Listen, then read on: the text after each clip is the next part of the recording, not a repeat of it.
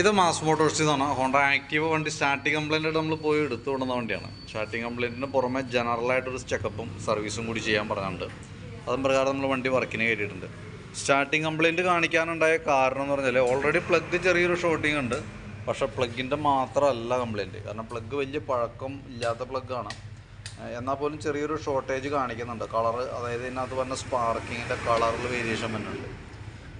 Main problem എന്ന് വെച്ചാൽ എഞ്ചിൻ്റെ കംപ്രഷൻ ലീക്കായി പോകണമാണ്. അതായത് കിക്കറൊക്കെ അടിച്ചാലും നമുക്ക് വലിയ ബലമില്ലാത്ത രീതിയിൽ കിക്കർ താഴേക്ക് ഇങ്ങനെ താണു പോകണ കംപ്ലൈൻ്റ് ആയിരുന്നു നിലവിൽ കാണിച്ചിട്ടുണ്ടായി. അത് നിലവിൽ കംപ്രഷൻ ലീക്കേജ് എന്ന് പറഞ്ഞാൽ എഞ്ചിൻ ഹെഡിനകത്ത് വന്ന കരിയുടെ അളവ് കൂടുമ്പോൾ വന്ന പ്രോബ്ലമാണ്. അതങ്ങനെ വരുമ്പോഴത്തേക്കും സ്വാഭാവികമായിട്ടും അത് റിപ്പീറ്റേഷൻ വരാൻ സാധ്യത കൂടുതലാണ്. ഇടയ്ക്കിടയ്ക്ക് വീണ്ടും കാണിക്കാനുള്ള സാധ്യതയുണ്ട്.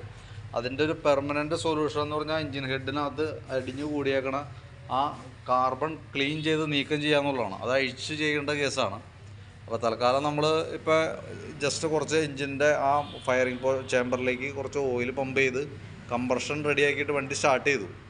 അപ്പോൾ നമുക്ക് ആ പ്ലഗും കൂടി മാറ്റിയിട്ടപ്പോഴാണ്, അല്ലാതെ ഈ പ്ലഗ് തന്നെ ഇട്ടിട്ട് നമ്മൾ ചെയ്യുന്ന സമയത്ത് ചെറിയൊരു മിസ്സിങ് പോലെ കാണിക്കുന്നുണ്ട്. അതുകൊണ്ടാണ് പ്ലഗ് മാറ്റിയിട്ടാണ് കേട്ടോ. ഇപ്പോൾ ഞാൻ പുതിയ പ്ലഗ് ഇട്ടിട്ടാണ് വണ്ടി ഓടിച്ചു നോക്കിയത്. അപ്പോൾ നിലവിലിപ്പോൾ പ്രോബ്ലം കാണിക്കുന്നില്ല. പക്ഷേ ഈ ഒരു കംപ്ലൈൻറ്റ് ആയതുകൊണ്ട് റിപ്പീറ്റ് കംപ്ലൈൻറ്റ് വരാനുള്ള സാധ്യത വളരെ കൂടുതലാണ് കേട്ടോ. കാരണം ഇനി കംപ്ലൈൻറ്റ് കാണിച്ചാൽ സ്വാഭാവികമായിട്ട് നമുക്ക് അതിൻ്റെ അത് അഴിച്ച് പെട്ടെന്ന് ഇത് ഇടയ്ക്കിടയ്ക്ക് ഇങ്ങനെ വന്നുകൊണ്ടിരിക്കും. അപ്പോൾ അങ്ങനെയാണെന്നുണ്ടെങ്കിൽ നമ്മൾ അഴിച്ചത് ക്ലീൻ ചെയ്യേണ്ടതായിട്ട് വരും. അപ്പോൾ അതൊന്ന് ഓർമ്മയിൽ വെച്ചേക്കാം. പിന്നെ നമ്മൾ ജനറലായിട്ടുള്ള സർവീസ് പറഞ്ഞതും പ്രകാരം അതിന് വേണ്ടിയിട്ട് വർക്കിന് കയറ്റിയിട്ടുണ്ട്.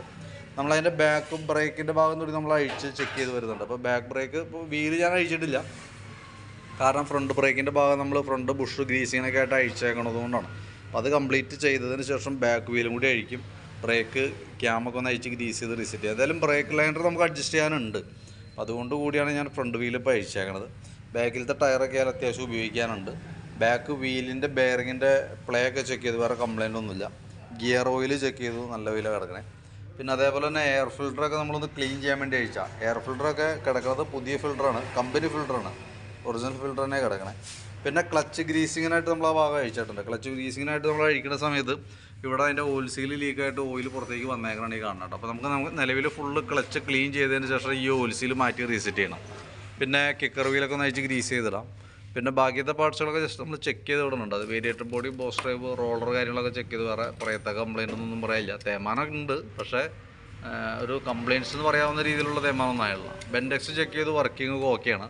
അതേപോലെ തന്നെ ക്ലച്ച് യൂണിറ്റിൻ്റെ ആയാലും വർക്കിംഗ് ഒക്കെ ഓക്കെയാണ്. ഇതുമ്പോൾ കിടക്കണം ബെൽറ്റ് കമ്പനി ബെൽറ്റൊന്നുമല്ല, ഒറിജിനൽ ബെൽറ്റ് അല്ല, ഡ്യൂപ്ലിക്കേറ്റാണ് കിടക്കുന്നത്. പക്ഷേ എന്നാൽ പോലും വലിയ പഴക്കമായിട്ടില്ല. അപ്പോൾ അത് ബെൽറ്റ് അത് തന്നെ യൂസ് ചെയ്യാൻ വേറെ പ്രോബ്ലം ഒന്നുമില്ല. അപ്പോൾ ക്ലച്ചിനകത്ത് നമുക്ക് മെയിനായിട്ട് ക്ലച്ച് ഫുൾ ക്ലീൻ ചെയ്തതിന് ശേഷം നമുക്കിവിടെ ഒരു ഓയിൽ സീൽ ലീക്ക് ഉണ്ട്. ആ ഓയിൽ സീൽ മാറ്റി പുതിയ ഓയിൽ സീൽ ഫിക്സ് ചെയ്ത് റീസെറ്റാക്കി എടുക്കാം. പിന്നെ ഇവിടെ എഞ്ചിൻ ഹെഡിൻ്റെ ഭാഗത്ത് ചെക്ക് ചെയ്തു. വേറെ ഈ സൈഡിലേക്ക് വരുമ്പോഴത്തേക്ക് ഇവിടെ ഒരു ലീക്കേജ് സ്റ്റാർട്ടിങ് ആണ്, ആരംഭമാണ്. കവർ ഗ്യാസ്കറ്റ് ലീക്ക് ആയേക്കണതാണ്. അതഴിച്ചതിൻ്റെ ഉള്ളിലുള്ള റബ്ബർ ഗ്യാസ്കറ്റാണ്. അപ്പോൾ അതൊന്നും മാറ്റിയിടാം. ഈ ബോൾട്ടിൻ്റെ ഉള്ളിൽ 2 റബ്ബറുകൾ വരുന്നുണ്ട്, അതും മാറ്റി റീസെറ്റ് ആക്കാം. പിന്നെ നിലവിൽ വേറെ പെട്രോൾ ഓവർഫ്ലോൻ്റെ കംപ്ലൈൻറ്റോ കാര്യങ്ങളൊന്നും ഇല്ലാത്തതുകൊണ്ട് കാർബറേറ്ററിൻ്റെ ഭാഗം നിലവിലൊന്നും ചെയ്യണ്ട. കാരണം കാർബറേറ്റർ ഇപ്പോഴത്തെ ഒരു സ്റ്റേജിൽ ഇപ്പോൾ നമ്മൾ ഉപയോഗിക്കുന്ന പെട്രോൾ E20 വേരിയൻ്റ് തന്നെ പെട്രോളാണ്. E20 പെട്രോൾ എന്ന് പറയുമ്പോൾ 20% എത്തനോൾ മിക്സ് ചെയ്തിട്ടാണ് ഇപ്പോൾ തന്നെ. അപ്പോൾ അതിൻ്റേതായിട്ടുള്ള കെമിക്കൽ റിയാക്ഷൻസ് ഒട്ടുമിക്ക വണ്ടികളിലും ഉണ്ട്. സ്റ്റാർട്ടിങ് സംബന്ധമായിട്ടുള്ള കംപ്ലൈൻ്റ് ഒക്കെ വരാൻ അതും ഒരു കാരണമാണ്. പക്ഷെ നമ്മുടെ വണ്ടിയുടെ പ്രോബ്ലം കംപ്രഷൻ ലീക്ക് ആയതുകൊണ്ട് നമ്മളത് കംപ്രഷൻ ഓയിലടിച്ച് കംപ്രഷൻ ആക്കി സെറ്റാക്കിയിട്ടുണ്ട്. എന്തെങ്കിലും ഒരു കംപ്ലൈൻറ്റ് കാണിക്കുന്നവർ കാർബറേറ്റർ അഴിക്കാതിരിക്കുന്നതാണ് കുറച്ചുകൂടി നല്ലത് കേട്ടോ. പിന്നെ ഫ്രണ്ടിലേക്ക് വരുമ്പോൾ ഫ്രണ്ട് ബുഷുകളൊക്കെ ഒന്ന് അഴിച്ച് ഗ്രീസ് ചെയ്യാൻ വേണ്ടി അഴിച്ചിട്ടുണ്ട്. നിലവിൽ വേറെ ബുഷുകൾക്ക് കംപ്ലൈൻ്റ് ഒന്നുമില്ല, അഴിച്ച് ഗ്രീസ് ചെയ്തിട്ടാൽ മതി. പക്ഷേ ഈ ഒരു കേബിൾ, ബ്രേക്കിൻ്റെ കേബിൾ ലോഡായി കിടക്കുന്നുണ്ട്. അതായത് ഈ ബ്രേക്ക് കേബിൾ എന്ന് പറയുമ്പോഴത്തേക്കും സ്വാഭാവികമായിട്ടും ഫുൾ ബ്രേക്ക് ലോഡായിട്ട് നിൽക്കുക. ഇത്രയും ഡിസ്റ്റൻസ് നമുക്ക് വേണം ബ്രേക്ക് പിടിച്ചാൽ മൂവ് ചെയ്യാനായിട്ട്. ഇത് ഓൾറെഡി ഔട്ടർ വലിഞ്ഞേക്കുന്നതുകൊണ്ട് ബ്രേക്ക് ലോഡായിട്ട് നിൽക്കുക. ഈ ഒരു കേബിൾ മാറ്റിയിടുന്നത് അത്യാവശ്യമാണ് കേട്ടോ. അതല്ലെങ്കിൽ ഫ്രണ്ട് ബ്രേക്ക് കയറി ജാം ആവാനുള്ള സാധ്യത കൂടുതലാണ്. പിന്നെ ഫ്രണ്ട് ബ്രേക്ക് ലൈനറൊക്കെ അത്യാവശ്യം ഉപയോഗിക്കാനൊക്കെ ഉണ്ട്. ബ്രേക്ക് നമുക്ക് ഒന്ന് അഴിച്ച് ഗ്രീസ് ചെയ്തിട്ടാൽ മതി. ഫ്രണ്ട് ടയറായാലും പുതിയ ടയർ അടക്കണേ, വേറെ കംപ്ലൈൻ്റ് ഒന്നുമില്ല. വീൽ ബെയറിംഗ് ഒക്കെ ചെക്ക് ചെയ്ത് വേറെ കംപ്ലൈൻ്റ് ആയിട്ടൊന്നുമില്ല. പിന്നെ നമുക്ക് അതിൻ്റെ കോൺസെപ്റ്റൊക്കെ നോക്കി വേറെ ഡാമേജോ കാര്യങ്ങളൊന്നുമില്ല കേട്ടോ. ബാറ്ററി നമ്മൾ നോക്കുമ്പോൾ 2025 മോഡൽ ബാറ്ററിയാണ് ഇരിക്കണേ, ആമറോണിൻ്റെ ബാറ്ററിയാണ്. അപ്പോൾ വേറെ കംപ്ലൈൻ്റ് ആയിട്ടൊന്നുമില്ല, നിലവിലെ പുതിയ ബാറ്ററിയാണ്. വോൾട്ടൊക്കെ നോക്കുമ്പോൾ മാക്സിമം വോൾട്ട് കിട്ടുന്നുണ്ട്, 12.6 ഇഞ്ച് വരെ വന്നുണ്ട് കേട്ടോ. പിന്നെ എഞ്ചിൻ ഓയിൽ ഓൾറെഡി പുതിയ ഓയിലാണെന്നാണ് പറഞ്ഞിരുന്നത്. ചെക്ക് ചെയ്ത് നോക്കുമ്പോഴും ലെവൽ കുറവൊന്നുമില്ല, ഓയിൽ നല്ല ഓയിലായിട്ട് തന്നെയാണ് കാണുന്നത്. അപ്പോൾ ഞാൻ അതിൻ്റെ ഒരു ഏകദേശം ഒരു എസ്റ്റിമേറ്റ് ആക്കിയിട്ട് അതിൻ്റെ ഡീറ്റെയിൽസ് വാട്സപ്പിലേക്ക് ഇടാം. അതിനകത്ത് നമുക്ക് മെയിനായിട്ട് വേണ്ടത് പ്ലഗ് മാറ്റുന്നുണ്ട്, പിന്നെ ഫ്രണ്ടിലൊരു ബ്രേക്കിൻ്റെ കേബിള്, അതേപോലെ ക്ലച്ചിൽ വന്ന ഒരു ഓയിൽ സീല്, പിന്നെ വണ്ടി സ്റ്റാർട്ടിങ് കംപ്ലൈൻറ്റ് വഴി കിടന്നത്, അപ്പോൾ പിക്കപ്പ് ചാർജ് വരും, ജനറലായിട്ടുള്ള സർവീസ്. ഇത്രയാണ് മെയിനായിട്ട് ചെയ്യണ വർക്ക് കേട്ടോ. അപ്പോൾ അതിൻ്റെ ഡീറ്റെയിൽ എസ്റ്റിമേറ്റ് വാട്സാപ്പിലേക്ക് ഇട്ടേക്കാം. ഏകദേശം എത്ര എമൗണ്ട് വരും നമുക്ക് അറിയാൻ വേണ്ടിയിട്ടാണ്.